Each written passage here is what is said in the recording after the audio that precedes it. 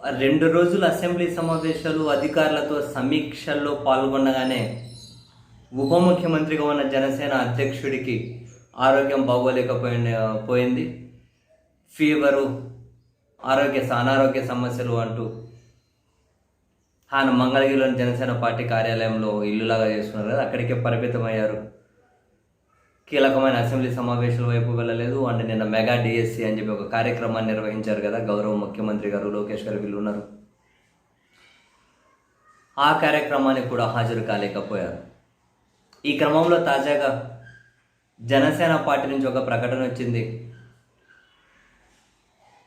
తన అనారోగ్యం ఇంకా తగ్గలేదు అని, హైదరాబాద్కి వెళ్ళి వైద్యుల పర్యవేక్షణలో వైద్యం చేయించుకోవాల్సిన అవసరం ఉంది, రెస్ట్ తీసుకోవాల్సిన అవసరం ఉంది అని.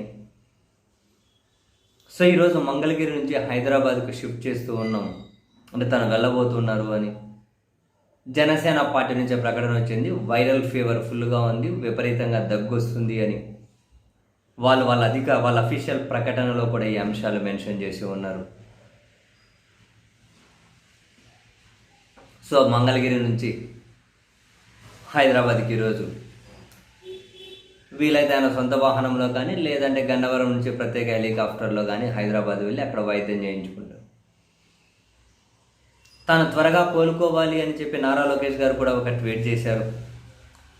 జనసేన పార్టీ వాళ్ళు కూడా కొందరు త్వరగా కోలుకోవాలి అంటూనే కొందరైతే పాపం బాధపడుతున్నారు. చెప్పాం కదా, నిన్న కూడా మాట్లాడుకున్నారు. ఎలా బాస్ ఇలా అయితే 4 రోజులు యాక్టివ్గా పార్టిసిపేట్ చేస్తే 4 రోజులు రెస్ట్ తీసుకోవాల్సి వస్తుంది, ఒకేసారి పూర్తిగా ఆరోగ్యంగా తయారైపోండి, ప్రత్యేక డాక్టర్లతో చూపించుకోండి అని చెప్పి పాపం కొందరు జనసేన అభిమానులు కూడా ఆవేదన చెందుతూ ఉన్నారు. కనీసం మొత్తం మీద అయితే గెట్ వెల్ సూన్ సార్, త్వరగా కోలుకోవాలి అని చెప్పి అందరూ అయితే డెఫినెట్లీ ఆకాంక్షిస్తారుగా.